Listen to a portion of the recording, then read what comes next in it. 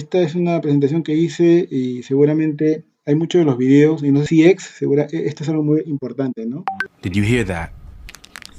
That's the balance of power changing. We are your neighbors, your brothers and sisters, co-workers, kids, your grandmothers. We're the driver sitting at the red light next to you, the other passengers on the plane. And now we have the power.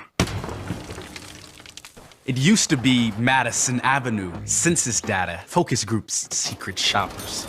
It used to be jingles, endorsements, infomercials, coupons. It used to be the customer is always right, said those who didn't listen. But that was yesterday. Today we found our voice. We are strangers, but we are organized. We won't wait for your big data. We want whatever, whenever, wherever. 9 to 5? We live 24 hours a day. We are a moving target. We move fast. We are a movement. We are cutting cords, changing the way things work. Status quo, status no. We brought down the taxi industry, but we are not the enemy. We are your opportunity. We are growing, getting better at getting better. We are your path to success, if you can keep up with us. We'll be on the winning team because we'll pick the winners. We are not millennials. We are families with more Facebook followers than you. We are not baby boomers. We are grandmothers who order Christmas gifts from a touchscreen. Gen X. Gen Y? No. We are Generation CX. And you can be too, if you listen to us. Create for us. Join us. Generation CX. Ahí está la generación CX, ¿no? Bueno, es claro que hoy es revolucionario para nosotros y para cualquier organización entender que el cliente tiene diferentes comportamientos, ¿no? Diferentes necesidades y cada vez es mucho más agresivo porque tiene mucho poder, ¿no? A partir de estar hiperconectado, ¿no? Y vemos un poquito de historia, las diferentes revoluciones, ¿no? Que han marcado mucho la transformación, ¿no? Desde la era de la producción, donde realmente pues el volumen era fundamental para satisfacer necesidades del mercado, ¿no? Pasando en los años 60 por un cambio radical en los canales de distribución, donde la logística empezó a tener un papel súper importante en manejo de tiempos, ¿no? En manejo de cumplimiento de entrega, ¿no? Que contribuiría en el servicio al cliente, ¿no? Ya la era del cliente o la que llama, bueno, la era digital o lo que ya llamábamos la era de la información en los 90, pues estas grandes bases de datos, ¿no? Importantísimas que empezaban con esta data analítica o esta gran big data a permitir entender bien las necesidades del cliente, pero el costo era muy alto de mantenimiento, ¿no? Y ha ido evolucionando hasta este tiempo total donde a partir del último 10 años básicamente se habla de mucho de la era del cliente, ¿no?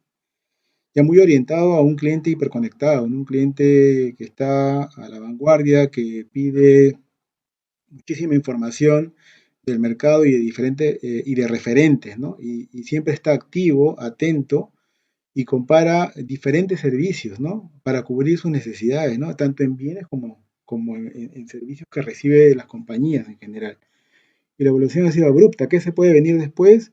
Seguramente estar más en la línea de la analítica, ¿no? De seguir entendiendo los comportamientos, de seguir eh, generándole experiencias mucho más sobresalientes con el uso de lo digital, ¿no? Porque lo digital en sí ya no es un diferenciador, ¿no? En general es hacer cómo lo digital puede contribuir con la experiencia general que tiene el cliente tanto en el offline como en el online, ¿no?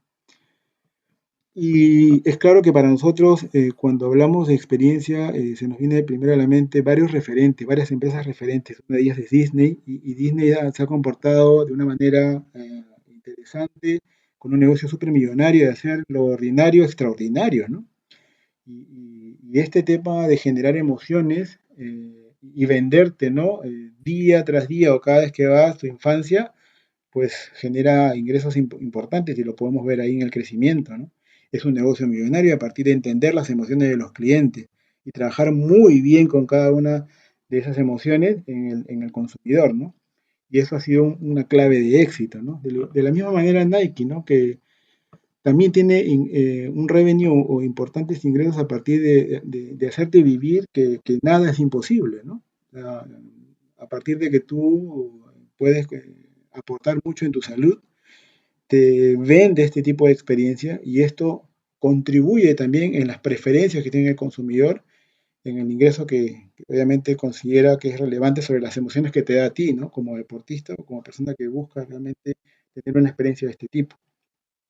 De la misma manera con Starbucks, ¿no?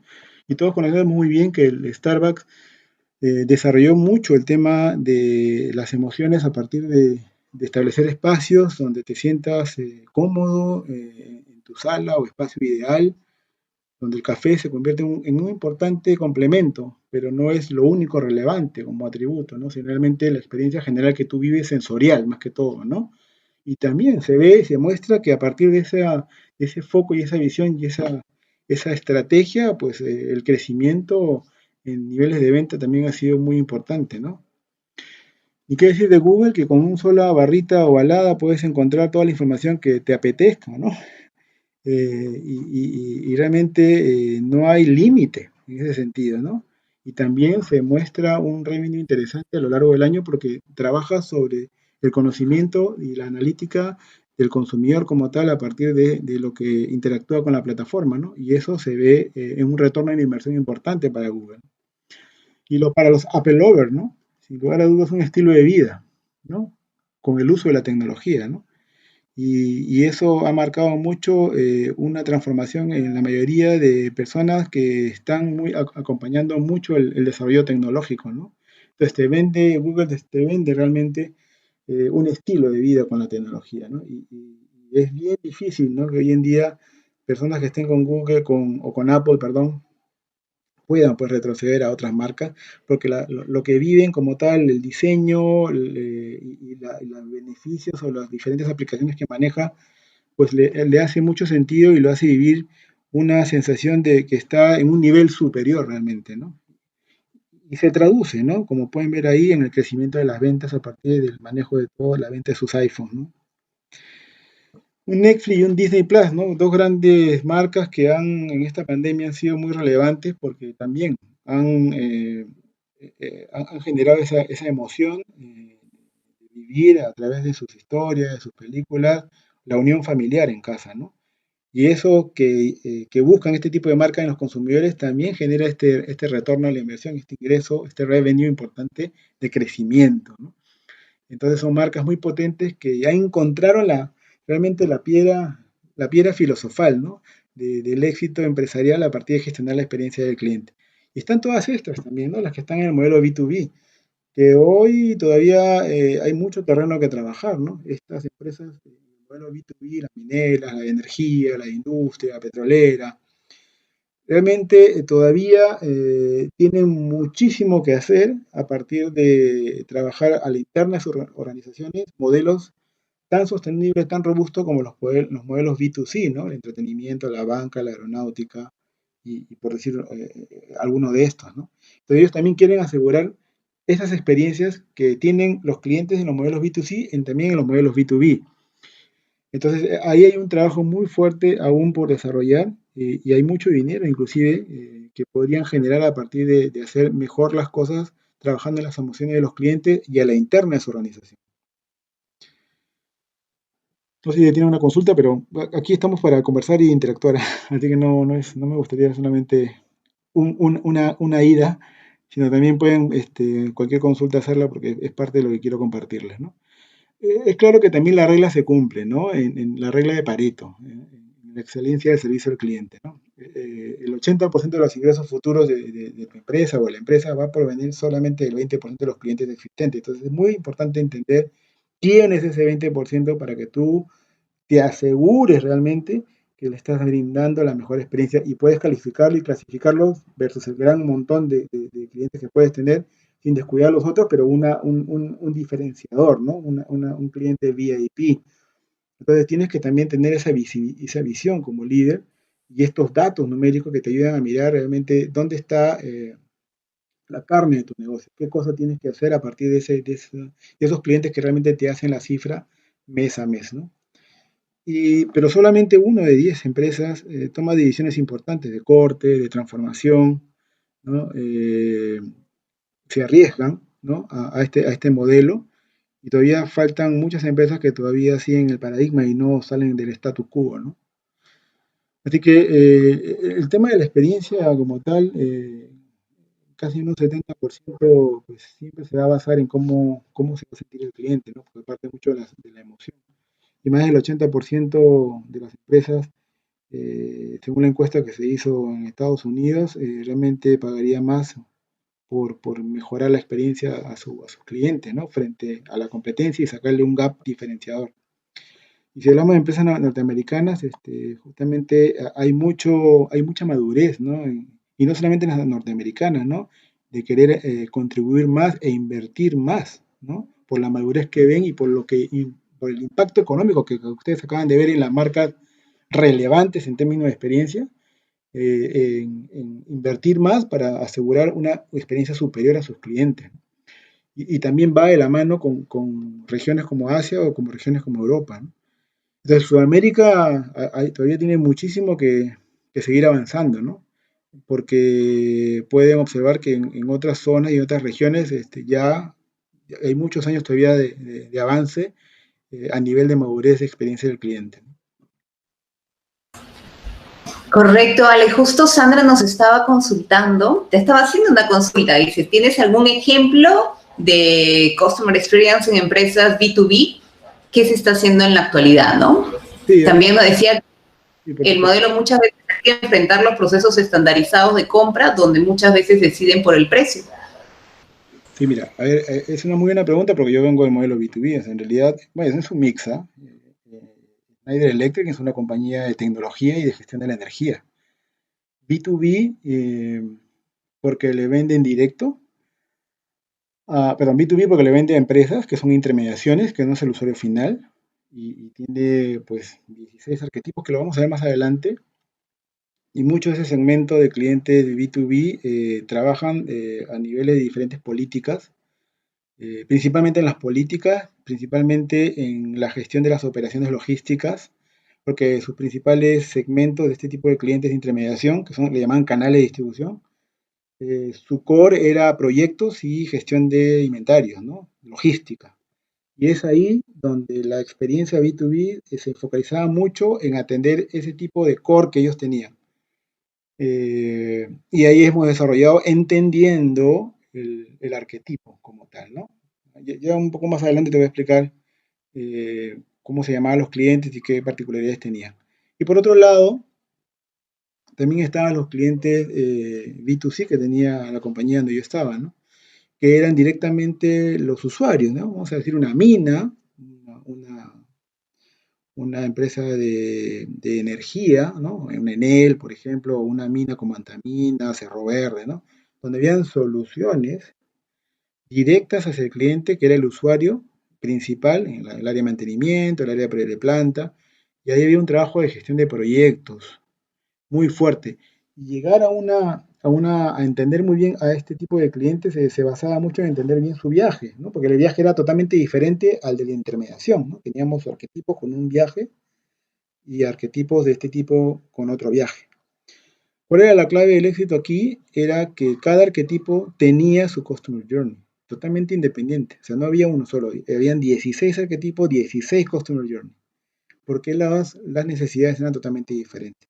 Y es así como se maneja la gestión de la experiencia en este tipo de modelos B2B, donde principalmente en el B2B, que era el modelo de negocio, ¿no? de proyectos, se basaba mucho en el alineamiento de entender bien al cliente sobre sus necesidades propias de cumplimiento del medio ambiente, cumplimiento de la transformación digital, de la seguridad, ¿no? Entonces, este tipo de cosas funcionan de esta manera a partir de entender muy bien tu modelo de negocio y entender muy bien los segmentos que abarca cada uno de los clientes. No sé si ahí le respondí la pregunta, pero sí, estamos alineando Sí, más por adelante. supuesto. Entonces, acá también, Sandrita, creo, perdón. no hay problema, yo no lo puedo ver porque lo estoy viendo justo en la pantalla, ¿no? No, no te preocupes. pero no sé si le respondí la pregunta, pero bueno, en fin, me la comenta. Y acá hay un tema también bastante claro, ¿no? La confusión que existe en que experiencia no es igual a satisfacción, porque cuando hablamos de satisfacción estamos hablando de atributos, ¿no? De atributos que estamos midiendo sobre pues, tiempo de respuesta, cumplir en 24 horas, ¿no? Entregar el pedido a tiempo, completo, sin fallas. Entonces, la experiencia es mucho más amplia, ¿no? Es un recuerdo que te va a generar a partir de la interacción general que te ha generado la marca, ¿no? También, si tú estás invirtiendo en experiencia de cliente, pues esto no es absolutamente gratis, ¿no? O sea, tiene que haber un resultado que anime al presidente de directorio, al CFO, que lo que vas a hacer con un diseño de estrategia, con entender y crear los arquetipos, con mapear el journey y buscar los puntos de dolor para que tú busques alguna mejora ya con herramientas de mejora continua y se traduzcan en resultados de savings o en beneficios, se vean en el estado de resultados, ¿no? O sea, eso es lo que más, es lo más difícil, ¿no? Difícil y ahí en la compañía fueron muy estrictos con esto, ¿no? No solamente era el hecho de que todo el mundo, muy bien, ¿no? Acá están los 16 arquetipos, acá están los Customer Journey, sino empezar a adoptarlo, ¿no? Y luego adoptarlo, de entenderlo, luego empezar a generar. Y generar porque ya había una política en la compañía de desarrollar proyectos de mejora continua, que era una filosofía de la compañía. Todos los años teníamos que hacer proyectos de mejora continua. Y cuando ya nació toda esta filosofía de experiencia, lo abordábamos a partir de cada Customer Journey, ¿no? Tres, sin, sí, y uno de los puntos que encontramos también era fundamental es que lo que decíamos nosotros en nuestros 5 valores, ¿no? Teníamos 5 valores en la compañía, ¿no? El primer valor de la compañía era Customer First o primero el cliente. El segundo era abrazar la diferencia por el tema de de la no diferenciación o discriminación. Tercero, aprender diariamente. O sea, era un objeto importantísimo de que cada uno se formara a partir de las plataformas digitales que tenía la compañía de e-learning. Cuarto, era el pensamiento disruptivo. Se alentaba mucho el pensamiento disruptivo de romper todo el esquema, o sea, agarrar un procedimiento, destruirlo y hacerlo de nuevo, ¿no? Y quinto, y uno de los más importantes, es que le daba el empoderamiento porque decía, actuar como propietario. O sea, tú podías, si considerabas que hasta un mismo líder estaba cometiendo un error en el proceso que impactaría en el relacionar con el cliente, o hasta un mismo colaborador podría levantar la mano y hacerle la observación. Entonces, lo que se buscaba era eliminar esos niveles jerárquicos y hacer cada vez más horizontal la organización. Entonces, ¿por qué? Porque justamente el principio era, no puedes tú entregar experiencias wow, sobresalientes, y así lo que decía nuestra visión de la política, ¿no? Si realmente el colaborador no se sentía empoderado, el colaborador no estaba comprometido y no tenía claros sus roles dentro de la organización. Y era fundamental, porque si esto no caminaba, pues lo otro simplemente quedaba en palabras y en una bonita speech, ¿no? De marketing, ¿no? Cuarto, y por ahí también lo habían comentado, no me acuerdo en qué momento, pero sí es importante que el cliente dejó de compararte sobre el mismo sector, ¿no? El cliente ya no te compara con el sector, te compara con las experiencias que tienen los diferentes modelos de negocio, inclusive los B2C, digital o offline, en cualquiera de ellos. Y en los modelos B2B, como lo decía al inicio, pues también quieren asegurar que esa experiencia que tiene el usuario en modelos B2C, que no tiene nada que ver con su sector, también los viva de la misma manera con el cliente. Entonces, las empresas B2B tienen que entender que el cliente te está midiendo con esas experiencias y esas emociones que vive día a día con otro tipo de modelo de negocio que no tiene nada que ver con el modelo en cuestión si hablamos del modelo B2B. Y como quinto, el tener la voz del cliente es fundamental, ¿no? Un cliente enojado es tu mejor fuente de información, decía Steve Jobs, ¿no? Y realmente un pasivo también, e inclusive un promotor también. Pero no te sirve de nada que solamente el profesional de la experiencia del cliente lo tenga. ¿Sabe? Yo lo tenga con mi pantallita, yo mismo, a mí no me sirve de nada que yo lo tenga. Es necesario que lo tengan todos los colaboradores de la compañía y por eso hay que desarrollar en paralelo o incorporar plataformas que permitan a todos los colaboradores en su actividad diaria mirar y observar y leer el feedback de los clientes en los diferentes procesos que tienen. Y eso es lo que se hizo en la compañía. Bueno, tuvimos la suerte de una compañía grande y compró pues Medallia, ¿no? Una plataforma sumamente potente a nivel de móvil y a nivel de desktop, ¿no? Y todo el mundo, todos, de todas las jerarquías, tenían acceso directo a la plataforma a mirar la información, ¿no? Hay un principio de ética y todo lo demás y controles y digamos, de clasificar bien quién podía ver qué cosa, pero cada comercial, cada vez que iba a una visita, tenía en su móvil, podía mirar al cliente y qué cosa respondió en su última encuesta, y qué acción hubo o no hubo para estar preparado. Y si había como era una información que llegaba constantemente de las interacciones, porque era digital, el cliente, había un cliente que deportaba una calificación muy baja, ya inmediatamente le llegaba al líder, ¿no? Y tomaba acción en forma inmediata, lo llamaban al cliente entre las 24 horas con todos los involucrados y buscaban una solución. Entonces es importante que se entienda que el cliente, no, o sea, estar atento del cliente en cualquier momento que se manifieste, es importante tomar acción, ¿no? Y no solamente cuando nosotros queremos hacer cada semestre o cada mes nuestras encuestas, ¿no? En cualquier momento, ¿no? Tenemos un patrón, sí, tenemos un patrón de semestral, un patrón de diario, según las interacciones, de recibir los resultados de las encuestas y los feedback, pero también en cualquier momento que el cliente llamaba, interactuaba con el call center o interactuaba con un comercial o con el área de centro de distribución, si había un reclamo como tal, esto se registraba en nuestro modelo de CRM y también llegaba, ¿no? Como tal para que los líderes tomaran acción. Entonces, es muy importante escuchar al cliente, pero es mucho más importante tomar acción sobre lo que el cliente dice, porque si no, no te cree, ¿no? Alex, y además de ver la información en línea de lo que el cliente califica o dice o manifiesta, ¿tenían KPIs asociados a la voz del cliente desde la esfera más alta hasta el colaborador que te pueda atender de manera presencial? ¿O Claro, solamente sí. era ver la información, pero no habían KPIs asociados en la matriz de desempeño? Total, no, no, lo primero que yo hice fue eso, agarrar a la cabeza y a todos los niveles. Sí, este es más fundamental lo que has dicho. Y sí, la respuesta es sí. Todos tenían el indicador. Y no solamente el indicador NPS, lo tenían todo. El NPS era general. Y había otros, el NPS relacional, nosotros lo llamamos NSS, el Net Satisfaction Score, que era por la interacción. Y lo otro era el NPS, que era el nivel de recomendación. Todos los tenían. Todo a nivel, los 5 países, la región tenía el NPS. El NPS de Sudamérica, el NPS de cada país. Y estaba en tu evaluación anual, ¿no? Y en tu bono, inclusive. Pero fuimos un poquito más allá.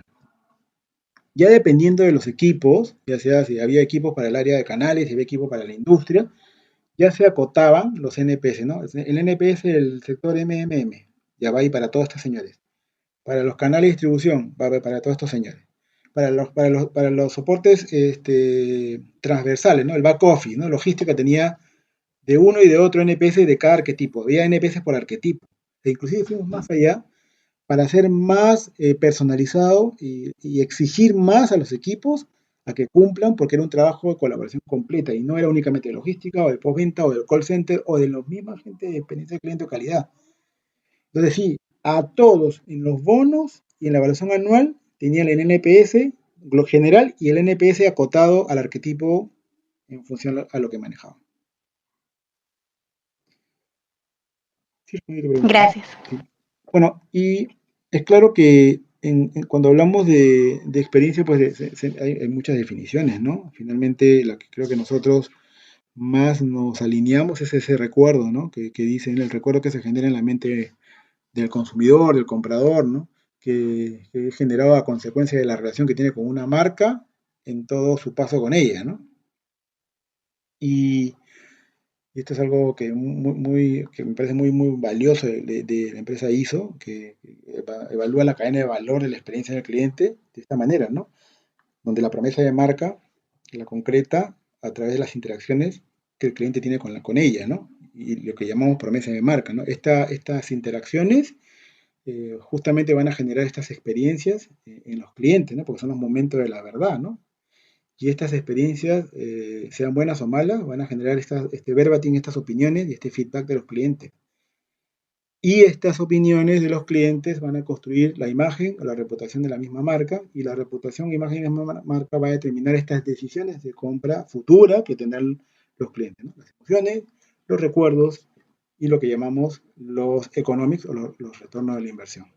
Entonces, ¿por qué es importante gestionar la experiencia del cliente?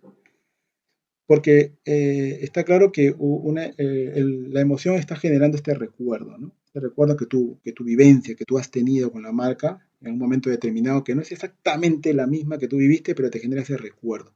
Y este recuerdo va a condicionar tu decisión futura, ¿no? Finalmente, esta decisión futura se está traduciendo hoy en día en un negocio, en un ingreso. Entonces, la experiencia del cliente, pues es una obligación. Ya no, o sea, ya no es una gran diferenciación, sino es una obligación. Y de hecho, como lo digo acá, lo que marca la diferencia es que no la cuides, ¿no? Es que no la cuides y que sigas pensando que el precio y que el producto es prima frente al driver de la experiencia. Y ya en este tipo de tres variables importantes, ya y el año que pasó, que era el 2020, ya se confirmaba que era el driver de la experiencia del cliente la variable más importante por encima del precio del producto. Entonces, aún muchas compañías de sectores de servicios, las aduanas, la logística, todavía no lo entienden del todo tal.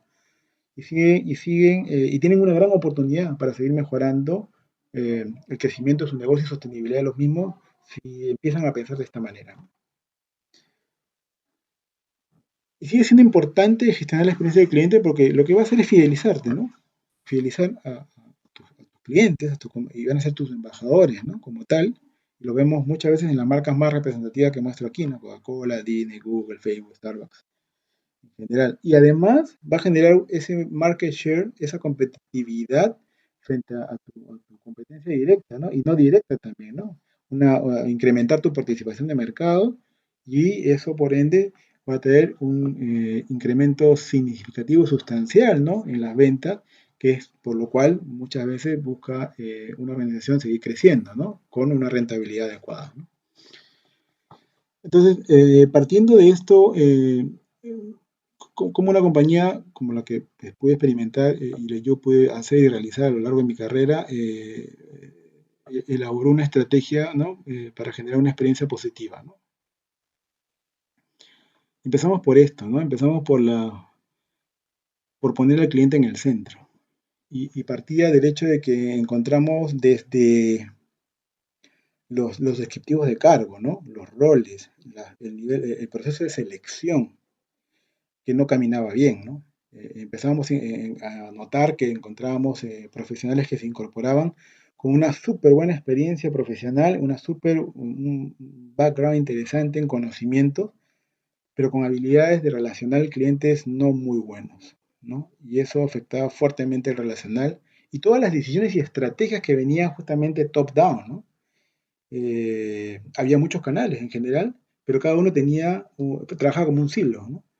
Y era toda la eliminación de los procesos y los procedimientos y volverlos a rehacer, pensando en que si este procedimiento, este proceso iba de cara no solamente a los beneficios de la estrategia corporativa, de ganar más y ser más rentable, sino también de que el cliente está recibiendo una experiencia sobresaliente.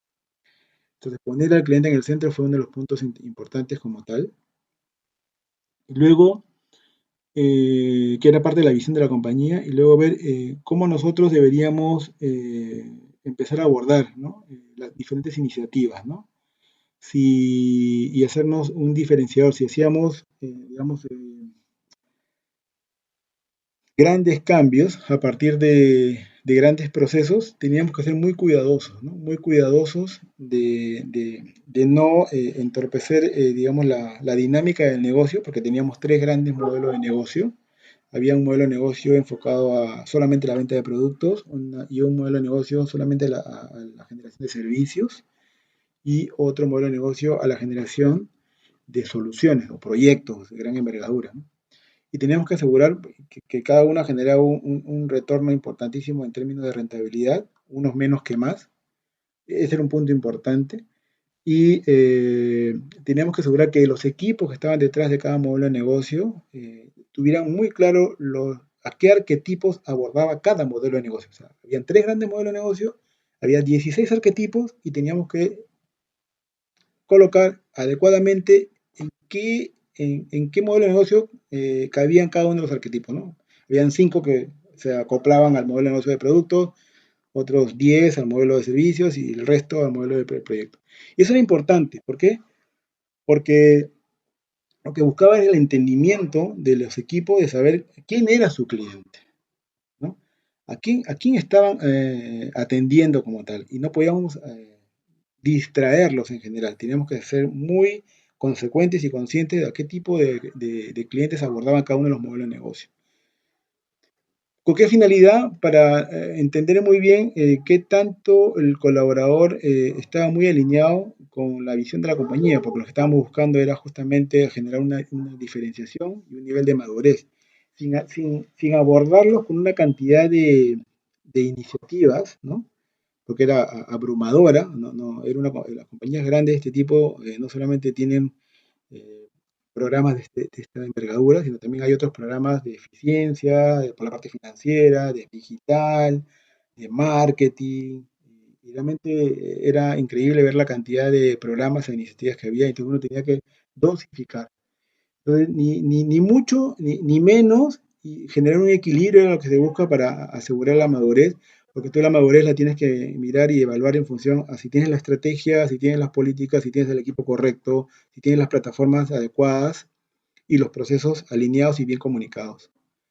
Entonces, es muy importante situarte y hay bueno, no lo tengo acá, pero sí lo voy a compartir, se lo voy a compartir cuál sería el assessment, ¿no? El assessment que hay que hacer con una serie de preguntas, una escala de 1 a 5, donde ustedes mismos pueden hacerse la evaluación.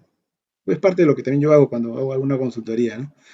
Se evalúan como tal y pueden mostrar qué tan cerca o qué tan lejos están de la evolución que tiene su compañía en términos de la madurez en gestionar la experiencia del cliente. Y eso es algo fundamental porque no podemos empezar simplemente como muchas compañías, y lo he notado cuando hay muchos requerimientos, quiero hacer mi Customer Journey.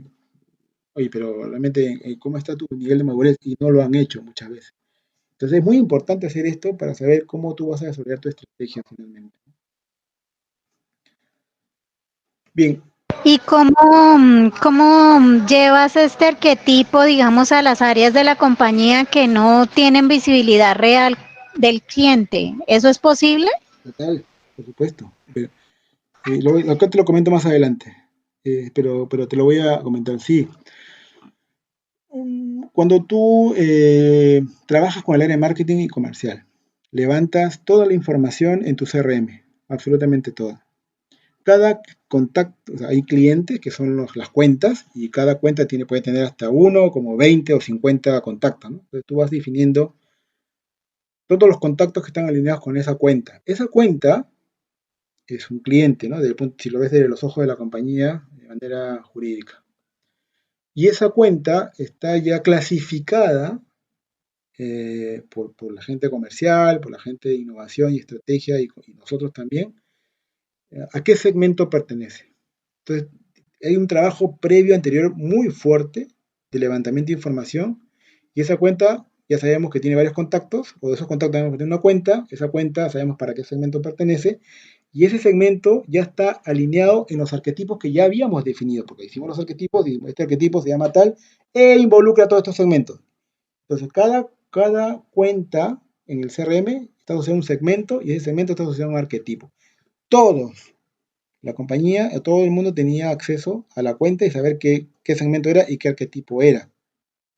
Y los arquetipos se comunicaban realmente en las pantallas de la organización, o sea, en tu laptop estaban los arquetipos, era una pantalla que con el área de informática, todas las máquinas, todas, absolutamente todas, había campañas periódicas, semanales, donde hacíamos campañas de comunicación, o sea, no solamente eventos internos, localizados, porque había muchas sedes y muchos países, entonces yo tenía embajadores de CIEX que me reportaban a mí funcionalmente, no era parte de mi equipo, pero tenías que asegurar el gobierno dentro de cada uno de los equipos, que más adelante lo vamos a ver, para que ellos también evangelicen en los lugares que están, pues yo no podía estar y multiplicarme en todos lados, yo tenía que asegurarme que existe un montón de evangelizadores, pero tenemos que asegurar que todos los directores estén alineados, por eso la cabeza es fundamental y alinearla y los directores del N-1 también, para poder tener personas claves situadas estratégicamente para que difundan todos los arquetipos y también con el área marketing y con el área informática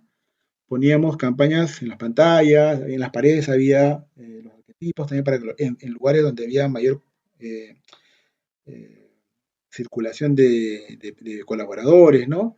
Y en las mismas pantallas ellos tenían la lista de los arquetipos, ¿no? Iban saliendo de vez en cuando de 5 en 5.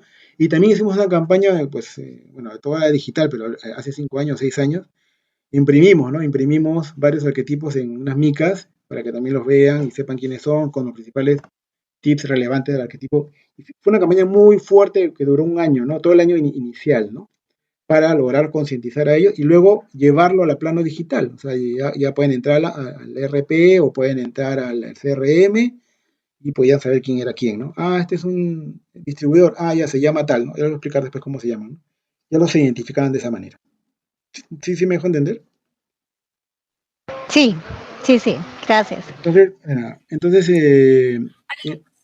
Alex, una consulta, ¿cómo estás? hola. ¿Cómo, Okay. cómo comienzas tú? ¿Me escuchan? No. Sí, perfecto. ¿Me escuchan ahora sí? Ya. Sí, perfecto. ¿Cómo comienzas involucrando a tus colaboradores para que se centren en el cliente? Porque de verdad que en las empresas donde yo he estado, a mí me costó muchísimo realmente que todos piensen en el cliente, ¿no? Era como que una semana todo bien con la capacitación que dábamos, se ponían las pilas y luego después regresaban a lo mismo, ¿no? Entonces era como que no, o sea, como algo faltaba o algo me faltaba hacer para conectarlos completamente, ¿no? Entonces, ¿tú qué me sugieres? ¿Qué me recomendarías? Acá te voy a dar la clave del éxito, que es que ahí siguen las próximas, los rituales se llaman. Ahora te voy a decir cuáles son, cómo es lo que tienes que hacer. Entonces, Ya. sí, estos son los 3 grandes puntos, ¿no? Que tú tienes que abordar, o que uno tiene que abordar. En principio porque necesitas a un fiel aliado, y ese fiel aliado es el área de gestión humana, recursos humanos. Es importante. Y si hay una química, funciona. Si no hay química, ahí vamos a tener serios problemas. Normalmente las áreas de recursos humanos son bien cerradas, pero hay que buscar siempre entrar por la tangente, digo yo, ¿no? Había una misma ideología, había una visión corporativa y era clave entender y trabajar con ellos porque lo primero que teníamos que hacer como organización para desarrollar esta estrategia en estos 3 grandes pilares, puntos ABC, era primero hacerles ver a ellos qué tan conectados están los clientes, perdón, los colaboradores con la compañía, con la visión del enfoque al cliente, con el valor primero al cliente. Entonces, es una encuesta a nivel global. En general, fue directamente top-down, hacer encuestas donde teníamos unas preguntas donde ya desarrolladas que permitían ver qué tan comprometido o no estaba comprometido estaba el colaborador con los temas de experiencia del cliente. Entonces, había unas preguntas capciosas y todo lo demás, y se hacían 2 veces al año. Y ahí nos dimos cuenta, con el área de recursos humanos, de dónde encontramos realmente grandes gaps, en qué áreas, ¿no? Encontramos las áreas de servicio, por ejemplo, encontramos en las áreas de logística, y es ahí donde nosotros nos focalizamos en trabajar con los líderes y haciéndoles ver los resultados y analizar muy bien cada actor de su equipo, ¿no? Y por qué tenían ese tipo de comportamiento con el objetivo de ver cómo lo cambiamos, el comportamiento, no la persona, ¿no? Y mejorarlo, ¿no? Y generar mejor compromiso. Y nos dimos cuenta que era por una falta de comunicación, por falta de empoderamiento muchas veces. No tenía libertad de actuar porque su mismo jefe o líder no lo dejaba actuar más allá y eso generaba una barrera en todo este sentido y filosofía de poder entregar mejores experiencias al cliente. Y además de eso, de este resultado de poder focalizar las áreas que encontramos más débiles en términos de experiencia del cliente, también encontramos hicimos una revisión completa de los descriptivos de cargo y encontramos que los descriptivos de cargo tenían roles principales y roles secundarios y aseguramos que todos los colaboradores recibieran su descriptivo de cargo y ahí incorporamos como rol principal y una comunicación, una campaña de comunicación fuerte que parte de su rol, si eras contador, inclusive tenías que entregar una super experiencia a tu cliente, tenías que entregar o asegurar experiencias sobresalientes y especializadas y personalizadas a tu cliente, a pesar que tú eres una persona que está en el back office. O sea, se le decía a ver al colaborador que no importaba en qué posición esté, que él directo o indirectamente iba a afectar y contribuir con la experiencia del cliente. Y eso se puso en su rol y se comunicó y se le entregó. Eso es muy importante. Entonces, fue un trabajo muy fuerte. Claro, porque al final creo que también, o sea, tienes que ir mejorando la experiencia de tu cliente interno, ¿no? Porque también son importantes para poder dar una buena experiencia, ¿no? Al externo. Total, correcto. Y es ahí, ¿no? Justamente que nos dimos cuenta que ellos, yo podía tener flores en términos de estrategia de experiencia del cliente y temblores a la interna. Y nos dimos cuenta Claro, que muchos de sí, los colaboradores no tenían claro su rol. No tenían claro su rol. Y era sorprendente, aunque no lo crea, gran empresa, pero finalmente nos dimos cuenta de ese tipo de cosas. claro, Y ahí es donde sí, el primer punto a solucionar era ese. Y a partir de eso, que duró claro, más o menos unos 3 4 meses, un trabajo de todas las business partners, HR partner, perdón, eso era fundamental, porque si no están alineados, realmente no camina nada. Luego viene claro, la sí, segunda parte, ¿no? Que es, ok, párame tu PPT, ahora dime quién es tu cliente. Entonces muchos empezaban hablando de, bueno, las ventas del día de hoy, o las oportunidades, o los leads, oye, un momentito, ¿no? O sea, empezamos a cambiar el speech, ¿no? Decirle, un momentito, dime en qué segmento está, a qué clientes atiende. Empezamos a incorporar en el léxico de los comerciales, de la gente de finanzas, los arquetipos, que hablen ese idioma que hablamos nosotros como evangelizadores de CX, ¿no? Ellos también hablen, o sea, yo empecé a decir, ya tú hablas, yo no tengo que estar ahí para hablar al cliente, ahora habla tú, pero sí hubo un trabajo previo, ¿no? Primero de ya los arquetipos, haberlos hecho y luego hacer un trabajo de comunicación, pero muy profunda, con varias ponencias, con varios talleres, para que se entienda en grupos reducidos, para que se capture mejor la información y aclarar muchas dudas. Y así podemos, entendemos muy bien este tema de quién es tu cliente. Segundo, empezar a mapear el viaje que tiene y a mapear el viaje del cliente por cada arquetipo. Porque todo, al principio, antes de esto, te hablo del 2015, pues a todos los poníamos en el mismo saco, ¿no? O sea, un minero era igual que un distribuidor para la gente de proyecto, ¿no? O sea, cualquier cosa, ¿no? Y era algo que no entendíamos, ¿no? Con este tipo de metodologías realmente fue abrumador y muy exitoso, ¿no? Entender muy bien qué quería tal y cual cliente a partir de entender muy bien su arquetipo, ¿no? O su buyer persona. Y tercero, el trabajo de la inteligencia, ¿no? El trabajo de la inteligencia, porque había un océano de datos, en realidad, pues teníamos RM, RP, Medallia, y alguien tenía que esa data transformarla en información y empezar a dosificarla y para que los actores, que eran los líderes de los procesos, tomen acción, ¿no? O aprovechen o capitalicen la información.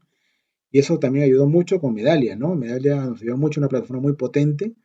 Y Salesforce, ¿no? La verdad que también teníamos uno de los principales CRM del mundo, ¿no? Que es Salesforce. Increíble, ¿no?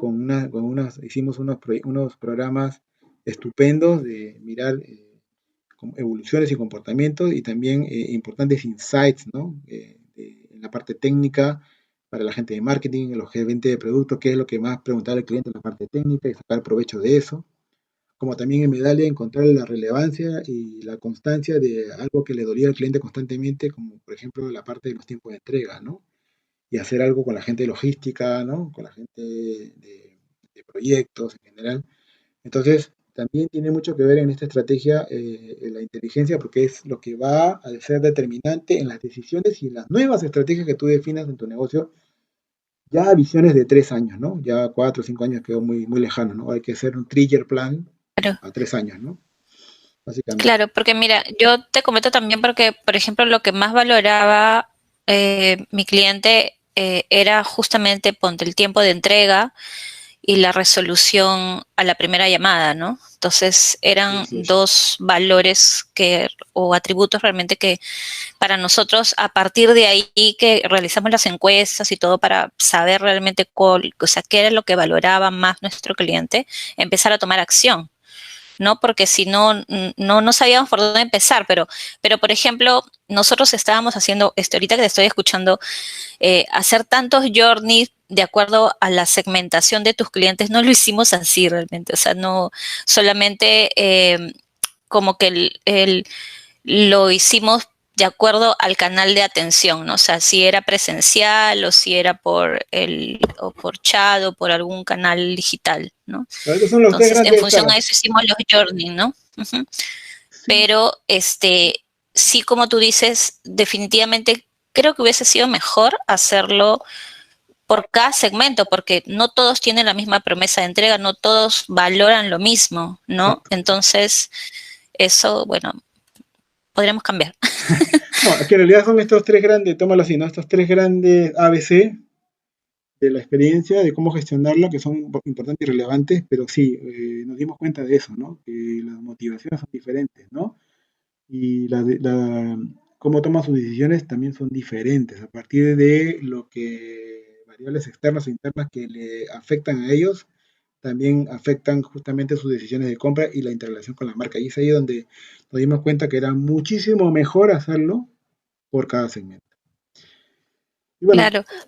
Esta parte también, Alex, disculpa, así, dale, dale. creo que, por ejemplo, los clientes, no todos se comunican por el mismo canal, Total, ¿no? total, total. Entonces, Pero tú los por induces, ejemplo, tú los induces. distribuidores, por ejemplo, era full teléfono, ¿no? O sea, por ejemplo, ¿no?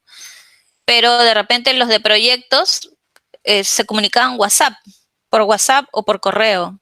Entonces, esa era la particularidad que yo tenía, por ejemplo, ¿no? Entonces, Y eso en tu journal lo vas a ver, ¿no? era... Claro. Y eso en tu journal lo ves, justamente.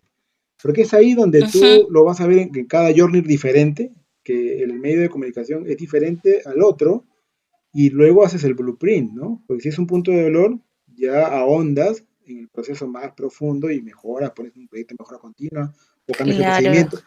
Pero no te vas a dar cuenta si lo pones todo en el mismo paquete, porque realmente no le estás apuntando al segmento, a lo que le interesaría mejorar al segmento que tú estás abordando. Entonces es mejor hacerlo por segmento, es importante, o por arquetipo, Por en este caso segmento. por arquetipo, ¿no? Que tú definas, ¿no? Que tú definas a partir de tu modelo de negocio. ¿Ok? Y eso se complejiza también si de pronto tienes aliados estratégicos donde tú tercerizas la operación y Claro. puede ser que no solamente tenga uno, sino dos o tres y comparten el mismo canal Mira, o si segmentas canal por aliado estratégico. Sí, ahí y es complejo también administrar y llevar esta cultura cuando tienes tercerizada la operación o en un mix privada, digamos tuya in-house más terceros. Allí creo que también es algo importante a considerar. y total, te cuento la experiencia del 3PL. Teníamos un 3PL Seba, ¿no? Que pues se llevó toda la distribución. Dejamos de tener nuestro propio almacén y se lo dimos a un 3PL, y ahí el 3PL la fregó al inicio, porque realmente no entendía, bajo sus metodologías y criterios, la necesidad que tienen nuestros clientes. Nosotros estábamos muy bien con el arquetipo y entendíamos muy bien, y cuando le damos, y lo hacíamos muy bien en nuestro flujo logístico, cuando le damos al 3PL, se rompe la experiencia. Y tuvimos que, pues, abordarlo rápidamente, porque fue un impacto duro, y enseñarles al 3PL los arquetipos que teníamos. Mira, nosotros estamos atendiendo a través tuyo a todos estos arquetipos. Y quiero que tus procesos se alineen a las necesidades del arquetipo. Y eso era parte de mejorar la comunicación.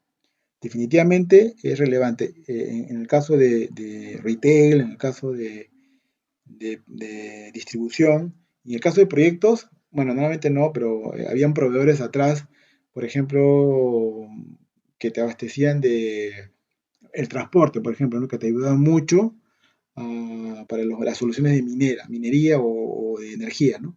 Entonces era muy importante hacerle ver a estos proveedores también o sea, que no solamente era un servicio simplemente de llevar y trasladar un bien, sino que entendiera bien de que acá hay una experiencia que como compañía estábamos desarrollando, asegurando y que ellos también eran la extensión de nuestra marca.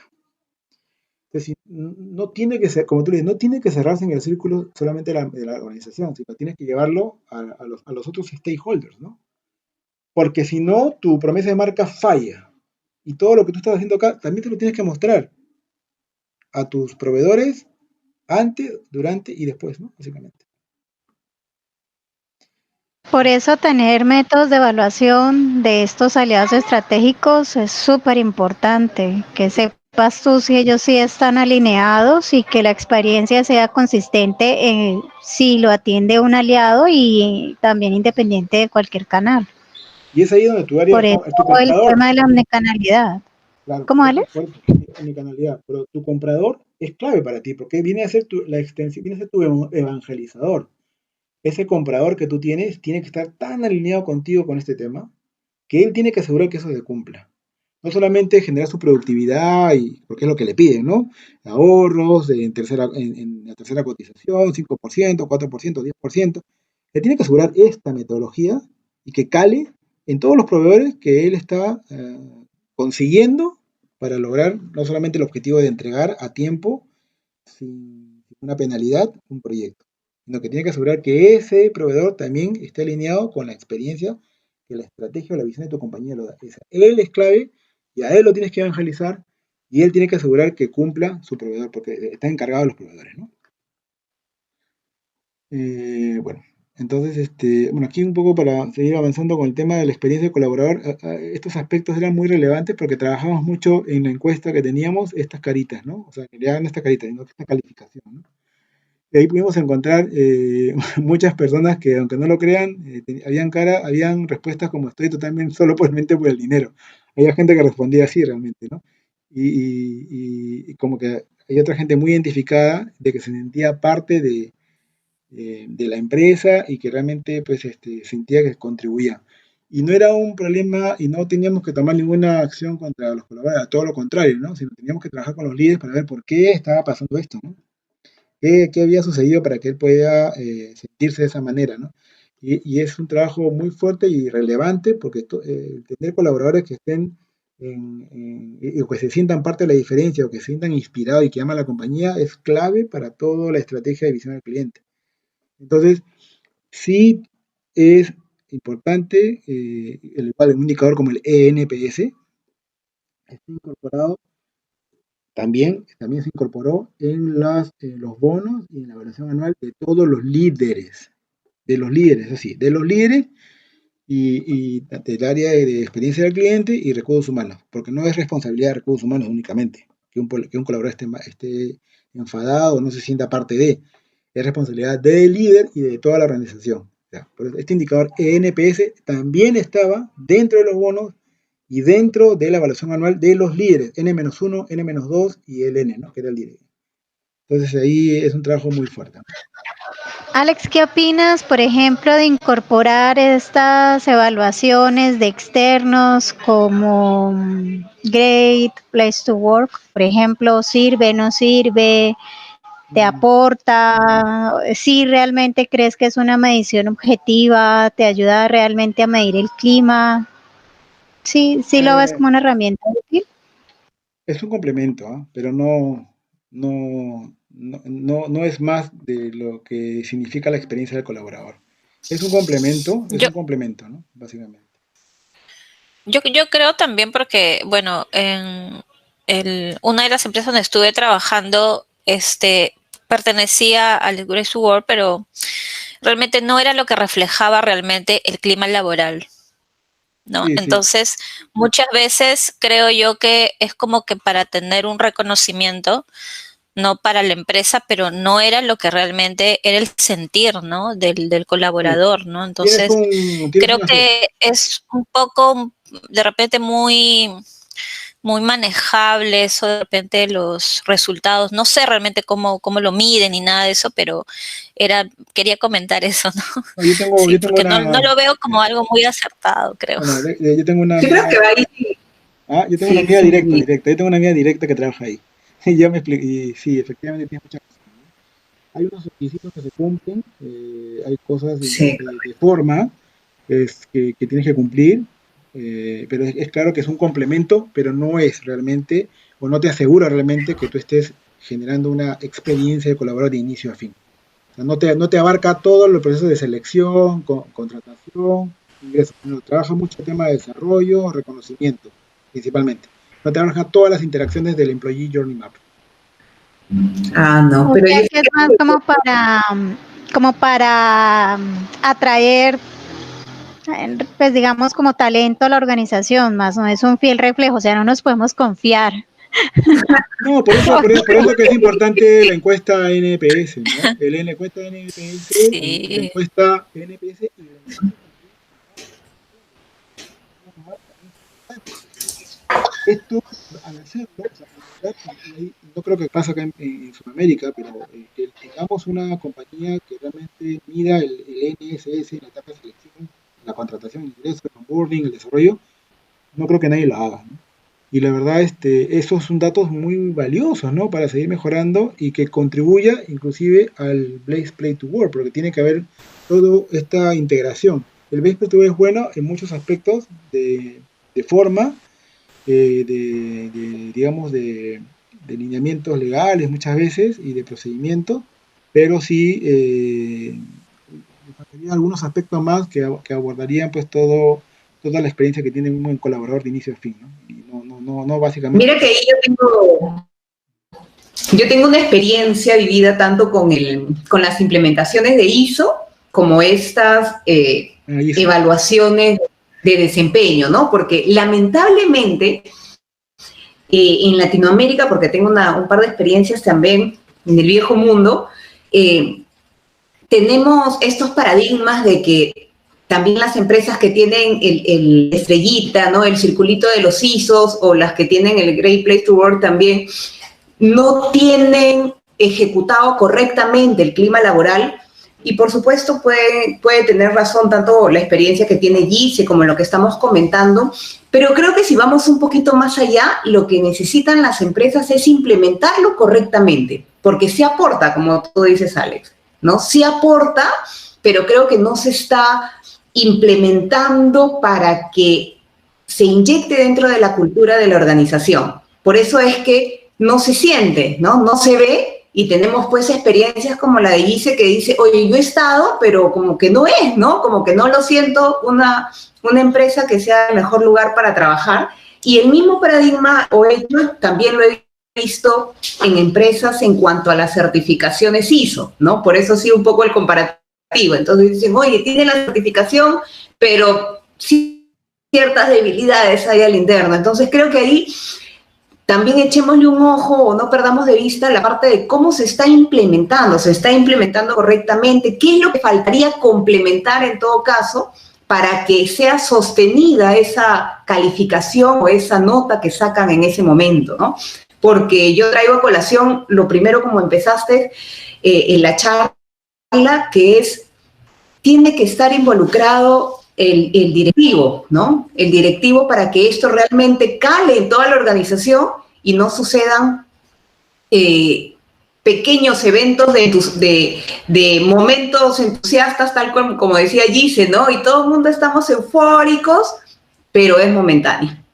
¿Por qué? Porque si no viene en cascada y la inyección no está dada hacia la cultura de la organización, se va quedando como que por momentos, en una nota, como una medallita de place, ¿no? El place where to work, de otras premiaciones que podemos tener, ¿no? E inclusive el ENS que tú mencionas, también lo he visto en otras empresas, pero quizás no se siente si no está inyectado dentro de la cultura, lo que bien decías, ¿no?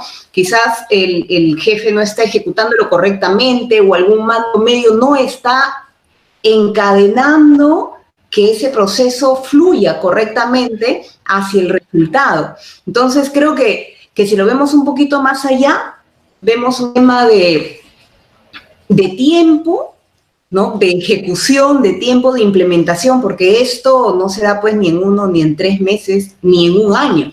Cuando tienes empresas con más de 3.000, 4.000 empleados, esto toma su tiempo, ¿no? Entonces creo que es importante ver, como bien decías, Alex, ¿no? Todo el pie completo, ¿no? Todas las aristas, todos los puntos en los cuales se tiene que abordar. Entonces sí, creo que estamos sumando varias experiencias hacia el modelo que nos estás Y presentando. fíjate que el área de recursos humanos no te habla mucho de este tema, o sea, muy pocas. Este tema debe ser parte de su día a día, porque esto es para ellos es algo fundamental. Ellos son facilitadores, la gente de recursos humanos, de gestión humana, gestión del talento, son facilitadores y tienen que impulsar esto en conjunto con los profesionales que tienen la gestión de la experiencia, ¿no? Los líderes en gestión de experiencia. Tiene que haber una sinergia, una colaboración, pero te das cuenta que no es de su día a día y, no, y están con otro tipo de prioridades, ¿no? Contrataciones, o están muy focalizadas no sé, no quiero hablar mal, pero por ejemplo en hacer eventos internos para el colaborador, su fiestita, su evento de liderazgo, y ahí se centran, ¿no? Se centran mucho, y otras también ven la parte de desarrollo, ¿no? De ver los gaps que tienen en los skills y empiezan a trabajar programas de capacitación, que también he visto de ese tipo, también que es muy bueno, pero aún falta abarcar más interacciones, ¿no? A veces no hay ni siquiera reunión de salida, hay abrupta salida o en las etapas de selección a veces son duras también muchas veces y eso no están mirando, por ejemplo. Entonces, no lo están viendo del todo y todavía hay muchísimo que hacer con las áreas de recursos humanos, pero ellos tendrían que ser embajadores de esto. Y los profesionales de experiencia del cliente, hay que lograr que cale esto en ellos y que ellos realmente asuman este rol y adopten esta posición como parte de su día a día, porque con esto lo que están generando va a ser un beneficio en la organización, ¿no? Tener colaboradores realmente motivados, comprometidos, corrigiendo el descriptivo de cargo, asegurando que estén en la posición correcta, la persona correcta,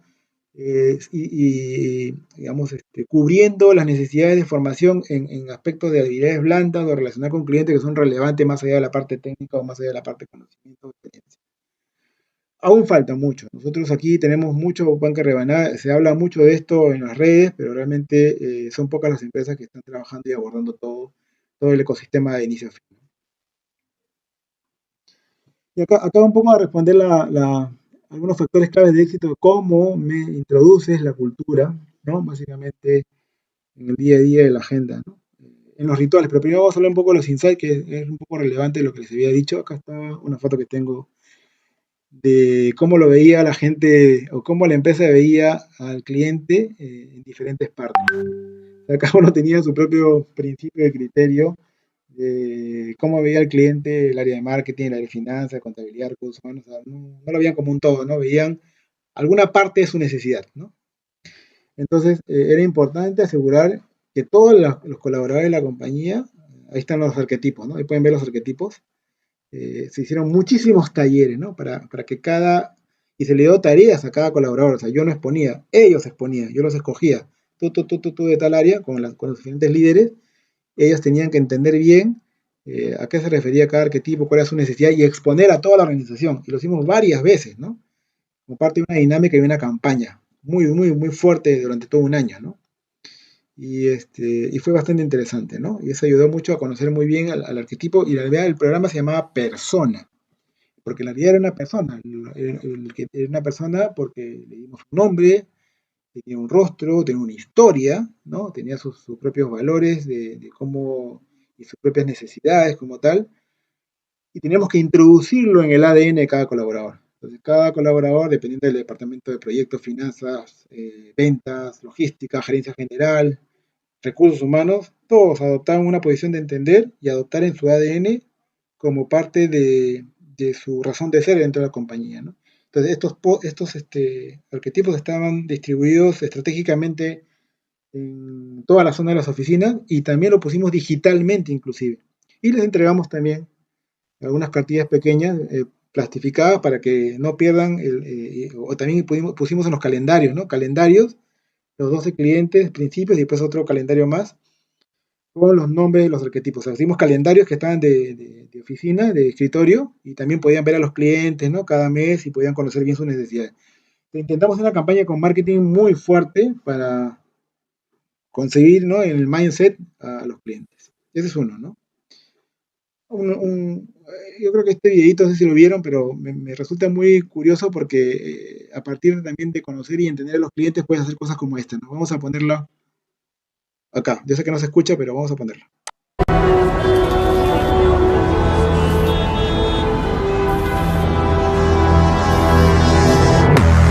La Traffic Whopper. El primer servicio disponible en embotellamientos para pedir una Whopper directamente a tu coche. Fernanda, buenos días. Bien, Eduardo, buenas tardes. ¡Ay, qué bello! Llegaste en chinga, cabrón. Me cagaba de hambre. En tan solo unos minutos, los conductores podían hacer el pedido, recibirlo en la ventana de sus coches y disfrutar de estar atrapado en un embotellamiento. Todo gracias al uso inteligente de data en tiempo real. Hola, Mariana, ¿cómo estás? ¡Ay, te agarraría besos! Lo siento, estoy en servicio. Próximamente, Los Ángeles, Sao Paulo y Shanghái. La Traffic Whopper, ¿no? Una buena propuesta de valor a clientes que normalmente en el día a día en la Ciudad de México están atorados en un tráfico y bueno, pues entendieron muy bien la necesidad de este arquetipo y propusieron una solución de entregarle el mismo tráfico de hamburguesa, ¿no? ¿Sí me escuchan, no? ¿O se cayó? Uy, ¿no se cayó? No, Sí, sí te escuchamos. Ah, Sí te De hecho, escuchamos. me hiciste acordar una vez que nos tocó con una compañerita trabajar en el Uber porque había un tráfico increíble en Bogotá y nada, saque portátil, conecte wifi de celular Mira, y trabajé ahí porque pero no había de otra manera. mira cómo una empresa como Whopper, como Burger King, o sea, entendió esa necesidad, ¿no? Y puso una solución interesante, ¿no? Y que se va luego a replicar seguramente en Los Ángeles y en Sao Paulo, porque es terrible el tráfico, y en Bogotá, ni qué te digo, ¿no? Los tráficos en Bogotá es completamente terrible. Pero bueno, esto también es algo... Me ha gustado en ese momento un café, imagínate. Claro, Me hubieran claro. entregado un cafecito. Pero no me llegó. Un tinto, por supuesto, claro. Entonces es importante que cuando y viene el segundo insight, ¿no? El conocer o mapear el viaje, o conocer la experiencia de tu cliente mapeando su viaje, ¿no? Y es aquí donde tienes que involucrar a la mayoría de los colaboradores que están interactuando con ese arquetipo, ¿no? Para que ellos mismos descubran, ¿no? Y mapeen ellos mismos todas sus interacciones, todos sus puntos de contacto y luego determinen qué le duele o no le duele de la perspectiva de la organización. Y no basta acá, porque en realidad esta es una primera fase, ¿no? Donde tú involucras al equipo a que hagan este tipo de ejercicio, pero luego llamas a los clientes, y es lo que hicimos, llamamos a los clientes después de haber hecho esto, y los clientes leyeron el viaje, los involucramos, y ellos ahí cambiaron varias cosas, ¿no? A mí no me duele esto, más me duele esto, por ejemplo. Y ahí es ahí donde nosotros pudimos perfeccionar mejor y mejoramos o definimos mejor un proyecto de mejora continua para el punto de dolor, ¿no? Entonces, y también los colaboradores se dieron Alex, cuenta. ¿no les pasó en esos dolores del cliente que, digamos, como dentro de las organizaciones estamos enmarcados con las políticas y los procesos y los procedimientos que están como en piedra y que de tanto que los aplicas, pues ya los tienes como interiorizados? Y cuando se hacen los journeys, no te duele porque como para ti es tan natural y normal en la política del procedimiento, pues lo das por sentado que no duele. Exacto. Pero cuando uno se devuelve al cliente, pues resulta que lo que más le duele es precisamente esa política inamovible que por A, por B, por C está establecida, y eso es lo que justamente le duele, y para nosotros era transparente porque pues como estaba escrito y no se podía cambiar. Exacto. Eso es exactamente lo que ha estado pasando siempre, ¿no?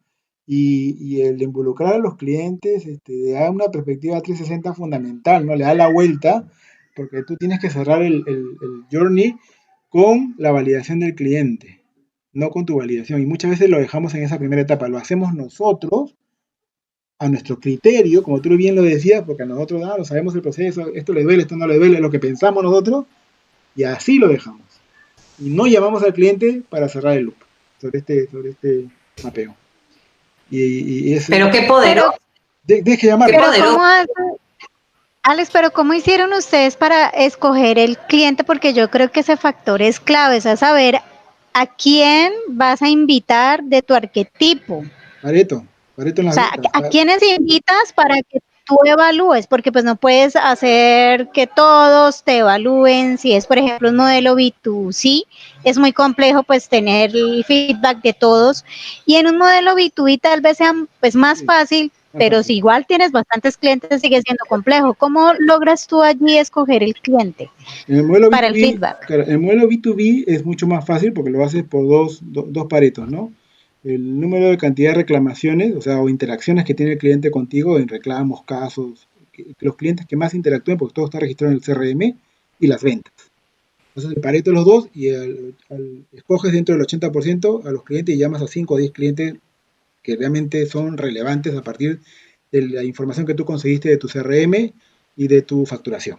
Es muy fácil, ¿no? Porque ya tienes identificado cada arquetipo en tu CRM y en el B2B es mucho, bueno, tampoco son muchos, ¿no?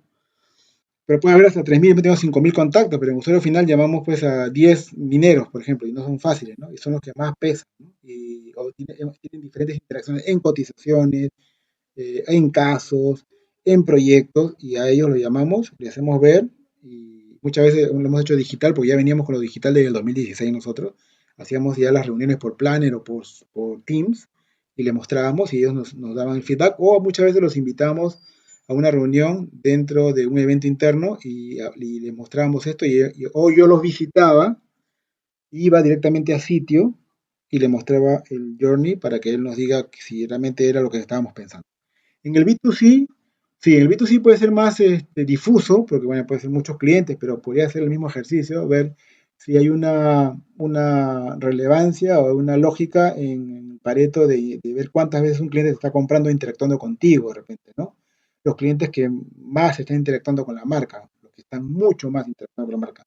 No sé si por las ventas, pero bueno, en todos los canales, ¿no? Si tienes la posibilidad de poder extraer data de todos los canales, que interactúe el cliente y hacer un pareto y ver si pues es un cliente de repente tiene mucho más interacciones que otro y entonces tomas a los que están constantemente interactuando con tu marca y a ellos pues haces la consulta, ¿no? Porque son los que conocen muy bien tu modelo, interactúan contigo y vale muy bien que den un feedback sobre lo que tú crees que puede estar doliendo o no. Eso puede ser una forma, ¿no? No sé si te respondí a la pregunta. Sí, claro que sí. Okay. Vamos a ver, Sí, vamos sí. a ver cómo pues, a partir de entender la experiencia o mapear la experiencia de unos clientes que no tienen mucho tiempo en Asia, que ya son nuestros amigos de Corea del Sur, pueden brindar soluciones, ¿no? A partir de entender bien sus puntos de dolor, ¿no? No sé si este también lo vieron, pero vamos a compartirlo.